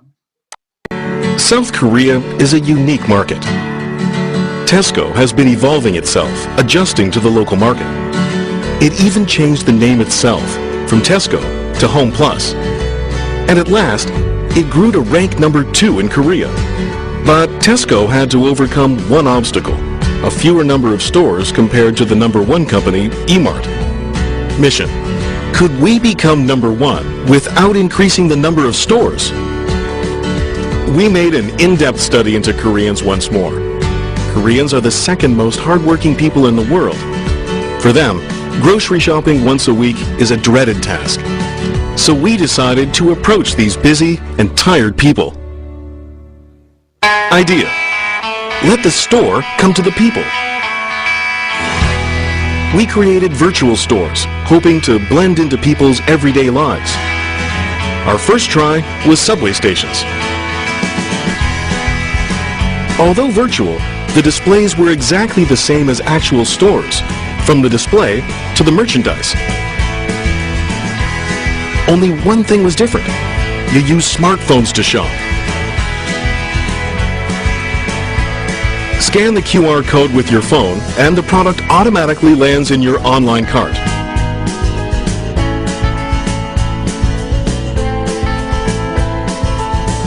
When the online purchase is done, it will be delivered to your door right after you get home. People can relax more after work and on weekends. 실제로 보면서 사니까 진짜 더 좋은 것 같아요. 편하기도 하고. Result: people can shop at Tesco Home Plus wherever they go without having to visit the actual store. Moreover, we could change their waiting time to shopping time. After this campaign, online sales increased tremendously. Through this campaign, 10,287 consumers visited the online Home Plus mall using smartphones. The number of new registered members rose by 76%, and online sales increased 130%. Currently, Home Plus has become number one in the online market and is a very close second offline. Bueno, es una interesante porque puede servir mucho para esta realidad de grupo de clientes que no tienen mucho tiempo para hacer las compras, y es un modelo que pues, sirve en una conglomeración de consumidores que normalmente usan pues, el metro o el tren, y pues poco tiempo tienen para ir a un lugar, a un retail a hacer sus compras en casa, ¿no? Que puede funcionar bajo este modelo, ¿no? Y parte de entender bien el mapa de empatía, entender bien el arquetipo y mover su viaje, se pueden determinar soluciones de estas características, ¿no? Como en otras realidades, pues hoy usamos el e-commerce y podemos hacerlo directamente de nuestro smartphone, pero quizás es una realidad diferente y son parte del entendimiento de la necesidad del cliente, ¿no? Pero es fundamental, ¿no? Muy interesante lo que hizo Tesco, ¿no? Otro insight que también es importante mencionar es que lo que no puedes medir no lo puedes controlar, ¿no? Y parte de toda buena gestión de experiencia del cliente es pues la medición, ¿no? A través de encuestas de satisfacción, ¿no? Que medimos en una escala de 0 a 10 un resultado del sentir del cliente, ¿no? Y podemos determinar a partir de la experiencia que tiene el cliente, clientes promotores que te califican con puntuaciones de 9 a 10 y clientes detractores de 6 para abajo, y los indecisos, los que han tenido una irregular experiencia con la marca, 7 y 8, ¿no? Y la diferencia entre promotores y detractores te da pues el resultante del NPS, ¿no? Que vendría a ser un indicador que acompaña mucho la transformación cultural con enfoque del cliente de una organización, ¿no? Y como el NPS, que es el índice de recomendación, vamos a decir que empresas que no han desarrollado nunca el NPS, ¿qué resultado es bueno o no? ¿Ponerse o no ponerse un target es bueno al inicio? Yo creo que no. Al principio debe uno lanzar la encuesta y ver qué información recibe de su mercado. Luego poder compararla como es un indicador comparable para hacer benchmarking, se puede hacer con resultados que pueden existir en el medio, en información que está libre, encontrar sobre el sector y ver en qué rango puede estar para seguir mejorando. Y luego la compañía debe ser desafiante consigo mismo año a año y crecer pues 1 o 2 puntos anuales o 3 o 4 puntos dependiendo de las exigencias que pueda tener, ¿no? Y claro está que cuando estás arriba de los 70 o arriba de los 65, puedes asegurar que tienes una importante participación de mercado, ¿no? Son resultados que te están asegurando una sostenibilidad y en el futuro con tus clientes, ¿no? O que estás fidelizando como tal, ¿no? Pero como lo habíamos dicho al principio, no solamente el cliente te está midiendo con las empresas del mismo sector, sino también con otras empresas. Y tienes que ver si eres una empresa que vende producto, pero estás trabajando en tema de e-commerce, también tienes que mirar qué indicadores tiene Amazon, qué indicadores tiene Mercado Libre, porque también son aspectos que te podrían interesar, porque forma parte de las experiencias y las emociones y las vivencias que va a tener el cliente también cuando use la plataforma o tu e-commerce de tu empresa, ¿no? Otros indicadores importantes que también se utilizan es el Customer Sat o el NSS, el índice de satisfacción, que lo usas más que todo en los puntos de interacción. Y yo manejé 6, ¿no? Que eran los puntos de interacción que manejábamos, y eso era, por ejemplo, teníamos la página web, ¿no? El Customer Sat o el NSS de la página web. La otra interacción era el proceso de cotizaciones. La otra era el proceso de tiempos de entrega. Sí, tiempos de entrega. Gestión de proyectos era el cuarto. El quinto era consultas técnicas y generalistas del call center. Servicios y postventa. O sea, medíamos toda la interacción que tenía el cliente con este indicador, ¿no? Que era un indicador que te medía el momento, digamos el pasado, de la experiencia que tuvo el cliente para tomar acción inmediata. Porque si asegurábamos que todos los NSS o todos los Customer Sat de esos 6 interacciones que consideramos que eran lo más relevante, estaban bien por arriba del 60-70%, nos iba a asegurar un NPS mejor, ¿no? Y otro indicador que era el índice de esfuerzo, que tenía ya un rango menor, que era del 1 al 7, donde 6 y 7 era a medida realmente qué tan fácil era interactuar o sea, qué tan fácil era trabajar con esa interacción, con ese proceso, ¿no? También era un complemento fundamental para revisar nuestros procedimientos y ver si era muy burocrático, ¿no? Como tal, ¿no? Pero también esto ayudaba mucho y la frecuencia, bueno, el NPS se hacía 2 veces al año, el Customer Sat y el CES ya era dinámico porque era semanal, o sea, diario, interdiario, porque realmente era dependiendo de la interacción. Las interacciones de página web eran constantes, los usuarios entraban constantemente y a partir de cada resultado llegaba pues automáticamente a la plataforma de Medallia y a los móviles de cada uno de los líderes, ¿no? Que tenían que tomar una acción inmediata si es que había calificaciones de 6 para abajo. Veamos lo que hace Medallia, ¿no? Los clientes y empleados están generando millones de señales críticas para su negocio. ¿Cómo se sienten? ¿Qué les gusta? ¿Por qué este producto y no aquel? ¿Dónde están gastando dinero? ¿Qué podría ser mejor? ¿O qué los haría más felices? ¿Gastar más y ser más leales? Estas señales están inundando su organización en tiempo real. Medallia captura todas estas señales y les da sentido para que usted pueda entender cada experiencia a lo largo de cada viaje. Nuestra inteligencia artificial analiza todas estas señales para detectar patrones,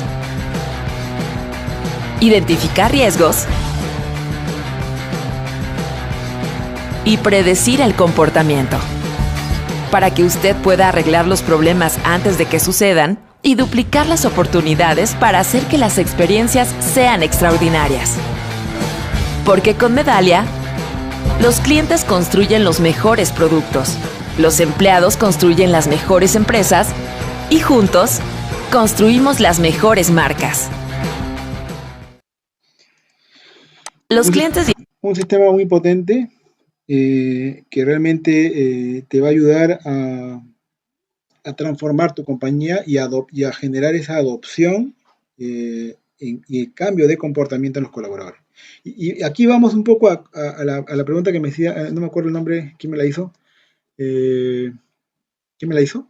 ¿Quién me hizo la pregunta de cómo introducimos en el día a día este tema de la cultura? Pues haciendo los rituales.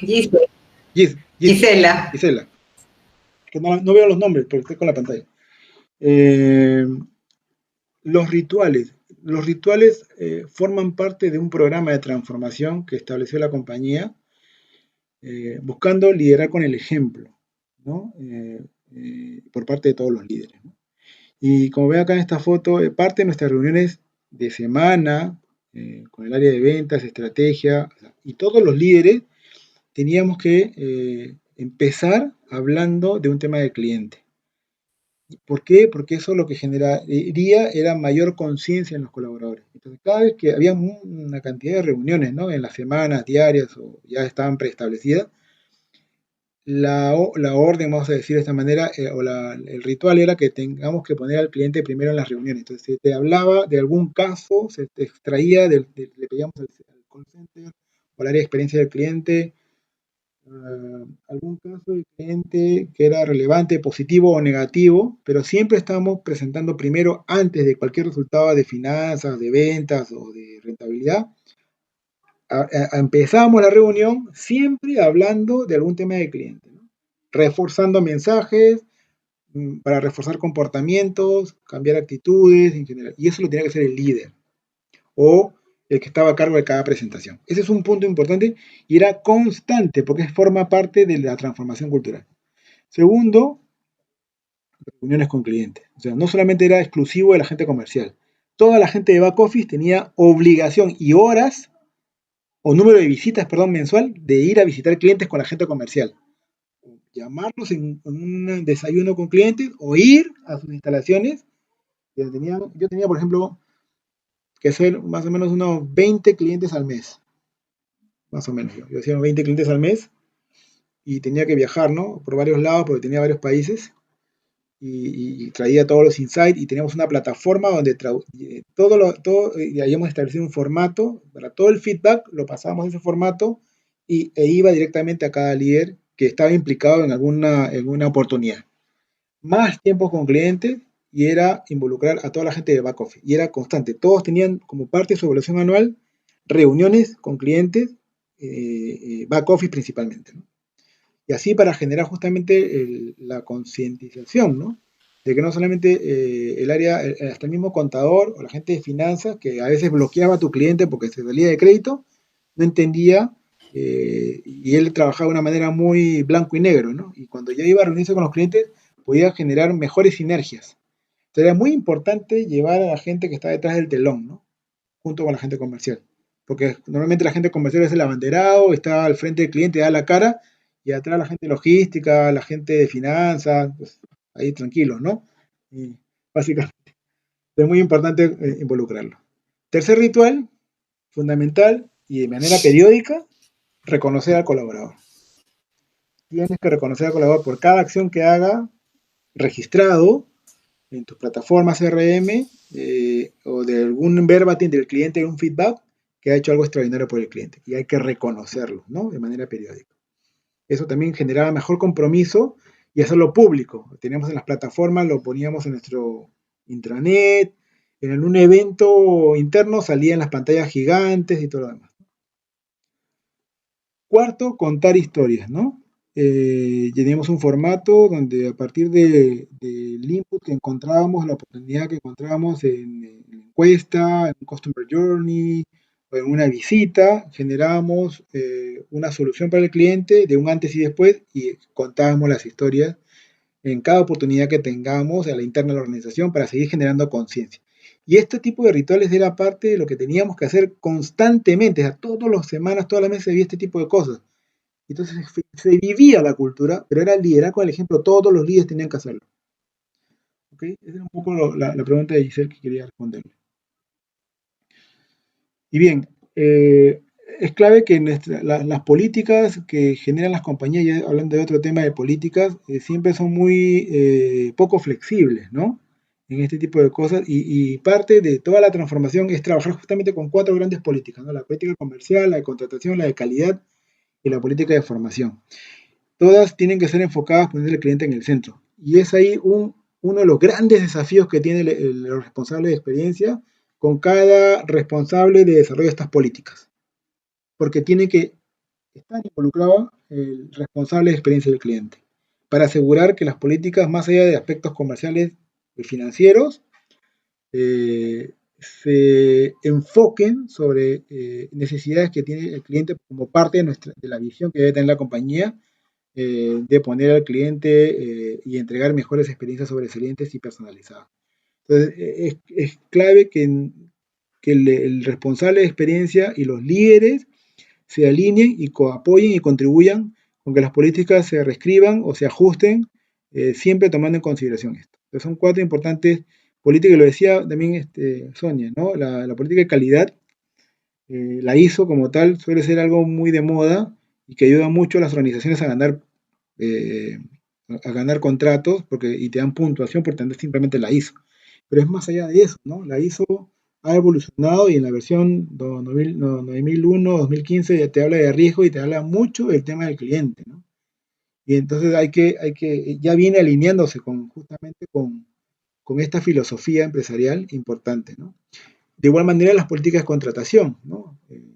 Sabemos que el conocimiento o las habilidades suman en un profesional y sus capacidades también suman, pero deben incorporar en los procesos de selección toda la parte relacional y de habilidades blandas que multiplicará mucho ese relacional duradero, porque después que contrates a una persona que no tiene esa característica, el costo de retirarlo es tremendamente alto, ¿no? De igual manera las políticas de formación, y la formación va para los líderes y para los colaboradores, ¿no? O sea, los líderes realmente no pueden estar exentos a no recibir formación en términos de experiencia del cliente, porque son los primeros que tienen que apoyar esta nueva visión, ¿no? Y la política comercial, justamente, ya que te habla más de descuentos, de precios, tiene que tener incluido ahí la promesa de marca, ¿no? La promesa de marca. Y es ahí donde el responsable de experiencia del cliente tiene que asegurar que esté incluida nuestra promesa de marca. Y muchas veces no la ponen con un aspecto de no quedar mal con el cliente, pero es importante de asegurar que se incluya, ¿no? La promesa de marca y el valor que le damos como organización. Aquí es muy importante el tener una venta responsable donde no generemos expectativas que están fuera del alcance solo por vender, porque vendemos una vez, pero no vendemos dos veces. Entonces, para mí el tema de la experiencia del cliente en la política comercial es incluso hasta de ética, porque Sí. se ve que muchas veces por la venta sencillamente se comprometen a cosas que sabemos que dentro de la compañía no está al alcance. Y es mejor decir no con honestidad y ofrecer alternativas a decir sí y tú sabes que no se puede, Mira, que está fuera de tu alcance. tienes mucha razón y pasa en los modelos B2C y B2B bastante, ¿ah? Por eso que los comerciales deben tener incorporado el NPS general del arquetipo y el NSS inclusive de la oferta o de la interacción. Justamente para que se sientan parte de lo que vayan a generar, en la emoción que vayan a generar a lo que están ofreciendo, ¿no? Y es ahí donde pues hay que incorporarles este tipo de indicadores que estén dentro de sus bonos también, indicadores cualitativos de experiencia del cliente, ¿no? En la interacción, en el arquetipo y general.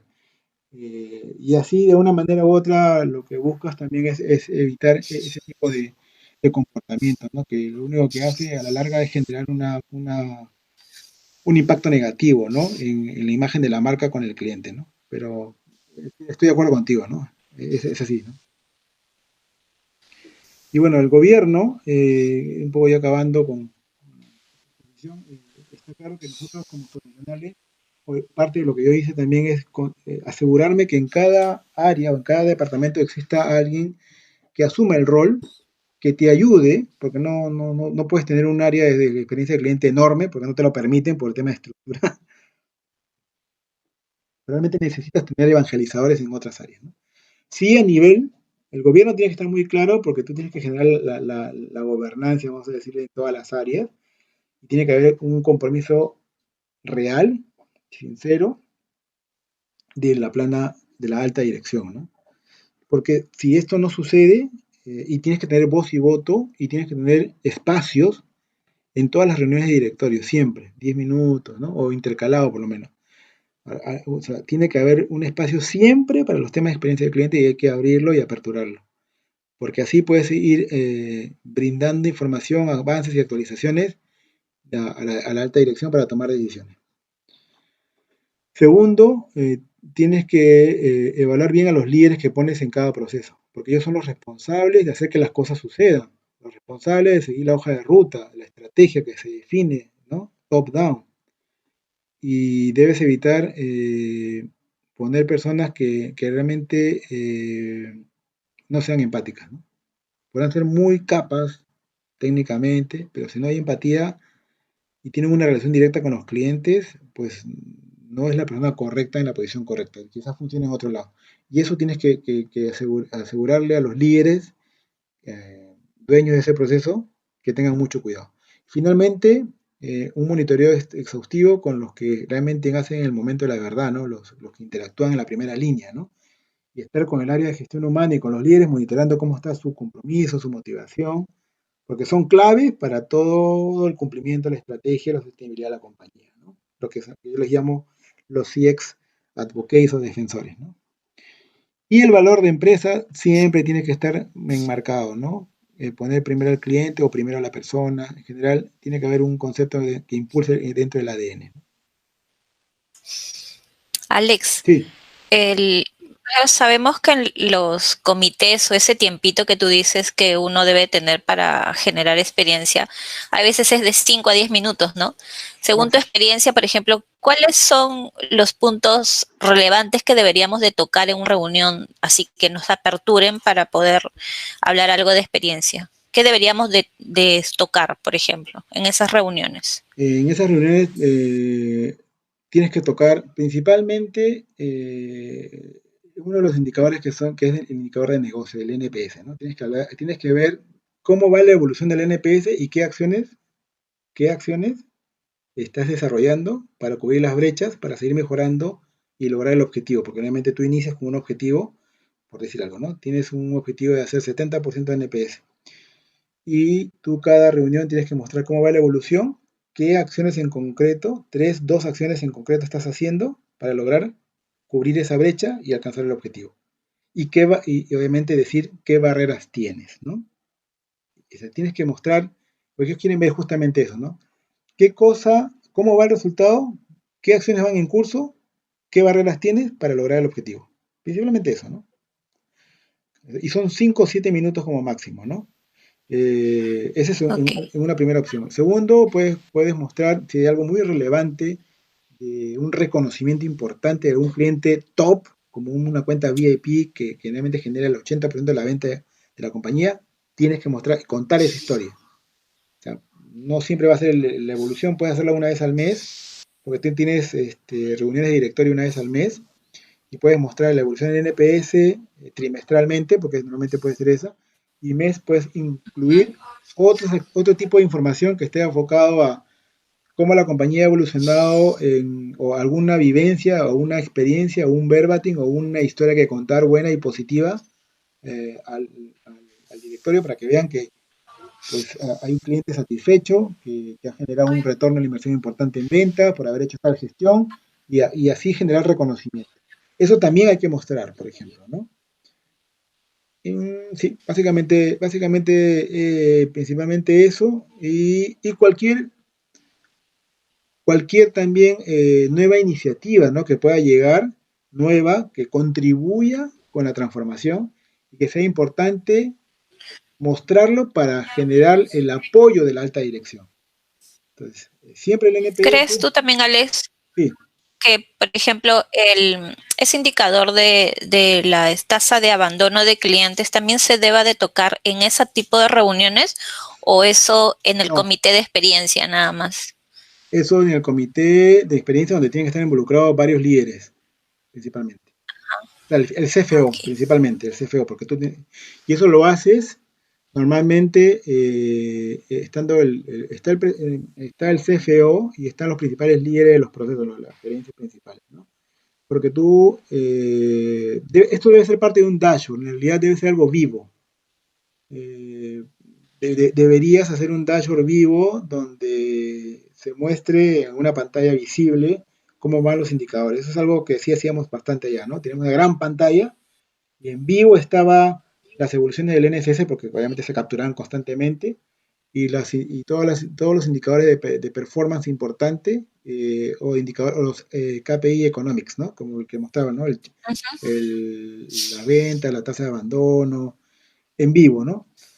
Y en los comités sí, eso sí tienes que mostrarlo y tiene que haber una minuta donde realmente permita mostrar de que y eso también puede ir de una manera muy concisa en el directorio, ¿no? ¿Qué hicimos? ¿Qué acciones hicimos que lograron generar a partir de la inversión que se hizo en experiencia del cliente? ¿Qué acciones realmente logramos transformar y qué resultado trajo? Y ponen los principales indicadores económicos. Pero eso es en una presentación de final de año o de mitad de año, ¿no? Básicamente, ¿no? Que muestre justamente esos grandes números, ¿no? ¿Por qué quiere ver eso, no? ¿Qué me ha pasado a mí? Es eso, ¿no? Me han pedido la evolución, he mostrado el journey, por ejemplo, he mostrado el NPS, la evolución, y abajo el journey de las 6 interacciones, su evolución, y los grandes achievement, top achievement, el principal roadblock, y luego el focus para el próximo trimestre. O sea, el NPS y su evolución, el NCS de cada interacción y su evolución, un solo slide, los top achievements que permitieron lograr ese resultado, los roadblocks o las barreras que aún tienes para lograr el objetivo y en qué te vas a enfocar y en qué vas a pedir ayuda, ¿no? Básicamente, así lo presentamos. ¿Ok? ¿Está claro? Sí, clarísimo, clarísimo.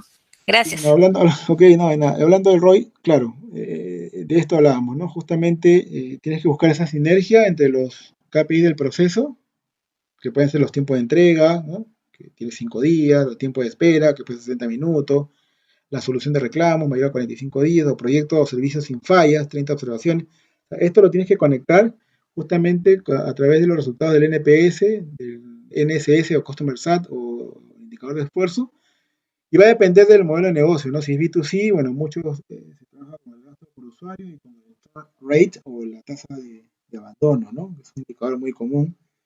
Y en el B2B yo trabajo mucho más el tema de ticket por venta, costo de servicio y frecuencia de compra, ¿no? Entonces, esto hay que llevarlo a un plano de cuadro dinámico que puede ser comunicado de manera mensual, puede estar vivo en una pantalla y puedes llevarlo de repente a alguna comunicación general cuando te toque hablar en algún evento interno de la compañía que te toque bimensual o trimestral, porque también me interesa ver a todos los colaboradores qué se está haciendo en la experiencia del cliente y qué resultados está trayendo, cualitativos y cuantitativos. ¿Cómo estábamos? ¿Qué tanto hemos evolucionado, positivo o negativamente? ¿Qué ha sido lo top achievement, lo positivo, qué ha sido lo negativo? Y cómo se ha traducido en el resultado, ¿no? En cualitativo, o sea, en términos de indicador NPS, STS, CES, en términos económicos. En un solo slide, porque también los colaboradores tienen que verlo y tienen que entenderlo. Entonces, cuando toque la oportunidad de reuniones con toda la organización, a veces hay organizaciones de año, organizaciones de trimestrales o semestrales, también tiene que haber una comunicación sobre este tema, ¿no? Y también yo lo hacía así, ¿no? ¿Ok? Y bueno, la verdad que gestionar la experiencia, sin lugar a dudas, ayuda mucho porque sabemos que los promotores están contentos con la marca y gastan mucho más y nos cuestan mucho menos, ¿no? Que los detractores, ¿no? Y los detractores, al final de la historia, sigue siendo una piedra en el zapato y tenemos que ser conscientes y entender bien sus necesidades y corregir los errores, ¿no? Para ahí llevarlos a una situación de pasivo o a promotores directamente, ¿no? Porque basta que esta boca a boca de los detractores puede ser muy potente, ¿no? Y puede aniquilar quizás todas las buenas acciones que estamos haciendo a partir de nuestra imagen de marca, ¿no? Entonces, no descuidemos la voz del detractor, que es fundamental, y tienen que establecer claras acciones, un seguimiento muy fino, un feedback muy fino a los detractores, con comunicaciones directas, con un sponsor, para que realmente en la próxima encuesta pase a otra instancia, ¿no? Y bueno, seguro que del activista de derechos civiles y Maya Angelou es algo que me gusta mucho mencionar, pero es una reflexión importante, ¿no? Finalmente lo que nosotros vamos a generar en el cliente a nivel de emoción es lo que se va a quedar en él, ¿no? Y va a permitir que esa emoción se traduzca en negocios a largo tiempo, ¿no? O sea, muchas veces van a olvidar lo que hemos dicho o lo que hemos hecho, pero si lo hicimos sentir bien o mal, va a quedar calado en su mindset del cliente y sabremos ahí realmente si todo lo que hicimos valió la pena, ¿no? Así que no, es algo que siempre pido que reflexionen al interno de la organización y este tipo de frases que son muy buenas, muchas veces también yo lo he puesto, ¿no? En las pantallas de la compañía, ¿no? Para que también genere cierto comportamiento, o también lo pongo en algún evento, alguna presentación que tengo con los directores también, ¿no? O sea, no es algo que sea exento de no colocarlo, pero también los invito a colocarlo. Último video. Excelente.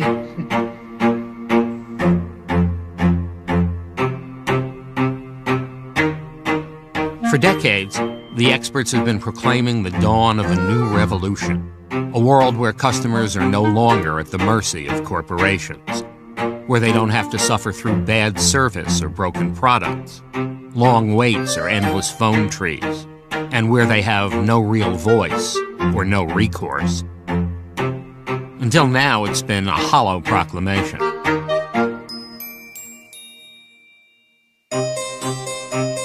Welcome to the world of the ever-connected, always-on, highly opinionated, on-the-move customer.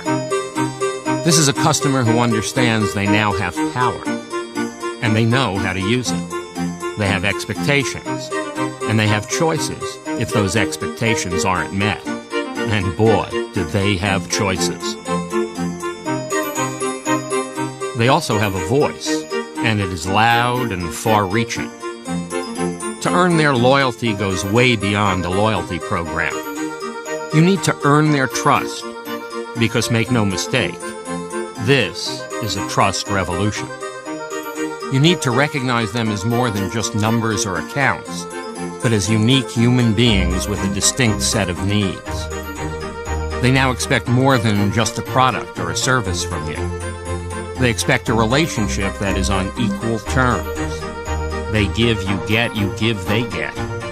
They expect to be at the center of your world, and you, my friends, need to put them there. You need to become a customer company. A customer company is available 24/7, and any place your customers happen to be. A customer company listens first to every customer on every channel. A customer company connects their customers, employees, partners, and products. Customer companies know the conversation never stops. They're grateful for your business and show it. They create communities and respect your identity, privacy, and money. Most importantly, a customer company knows you're the same person no matter how you contact them. They don't just create satisfied customers. They create evangelists. And when you become a customer company, you'll La transform. Customer Company crea evangelizadores. Pues bueno, muchas gracias. Perfecto, perfecto. Ahí están mis redes. No, gracias a ti, Alex. Gracias a ti. En realidad creo que hemos cumplido nuestro propósito de compartir experiencias, ¿no? Impulsar esta cultura de servicio que tiene la unión de varias aristas y también de la parte digital, tan importante hoy en día. Entonces creo que tenemos un mix completo. ¿Qué tal les ha parecido, chicos? Sebastián, ¿cómo estás? Bienvenido. Gracias, todo muy bien. Muy chévere la presentación. Gracias, Alex, por toda la información.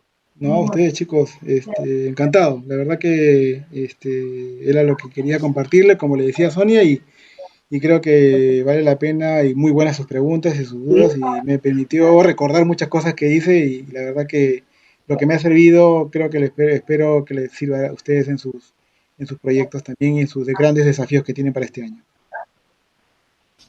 No, sí, perfecto, Alex, muchísimas gracias. No sé si tienen alguna consulta adicional. Rosemary también nos acompaña. Gise, Sandrita, Sebastián. No, pero ahí... Creo que no me... Ahí sí me escuchan. Buenas noches, disculpen de que haya ingresado un poquito tarde, pero bueno, me quedé con lo último de que lo importante de qué tan bueno es de inculcar la experiencia, ¿no? Sobre todo para contener al cliente, y me quedo con esa última parte de ese dicho o ese refrán de que a la final es el cliente o en realidad cualquier persona se queda con ese sentir que le generaste en algún momento, ¿no? Ya sea bueno o malo, pero le dejas esa sensación que de repente acá unos años ni siquiera se acuerde, pero sí sabes de que le hiciste sentir algo. Total. Muchas gracias. Y está en tus manos. Está en sus manos, ¿no? Porque está en tus manos. Excelente. Bueno, hemos tomado 2 horas acá, 2 horas conversando. La verdad que se me pasó la hora. Disculpen, ¿eh?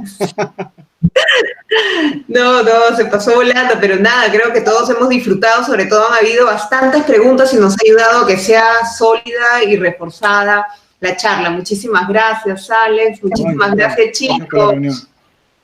Muchas gracias, Alex, por la lo mejor y muchas gracias. Muchas gracias, Alex. Ay, muchas gracias. Chao.